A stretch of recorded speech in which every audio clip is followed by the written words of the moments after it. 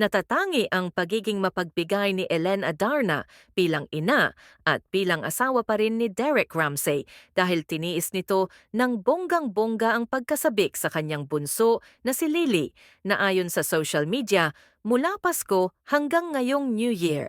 Base sa post ni Derek sa kanyang Instagram niya, binitbit nito ang kanilang anak ni Ellen sa London.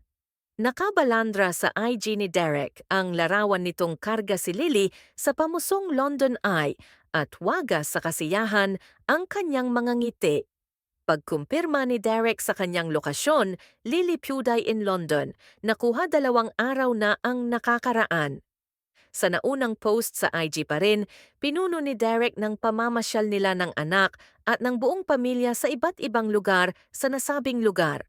Sabi pa ni Derek sa post dito, London 2025.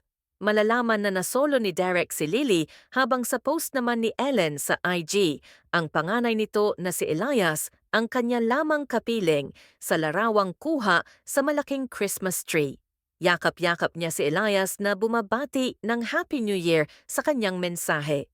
Nagkasya na lang si Ellen na pagmasdan ang mga shot ni Lily sa London na pinoste nito sa kanyang IG. Ito na lang ang naging inspirasyon ni Ellen na maging masaya na dapat sana'y kapiling ang kanyang bunso kasama ng kuya nitong si Elias. Masakit, malungkot para kay Ellen ang sitwasyon pero tiniis niya ito para maging lubos ang kaligayahan ni Derek. Dahil sa pagpapaubaya ni Ellen, marami sa mga netizen ang umaasang posibleng magkabalikan sila ni Derek para sa kanilang mga anak. Ayusin ang naging gusot nitong nakaraang taon.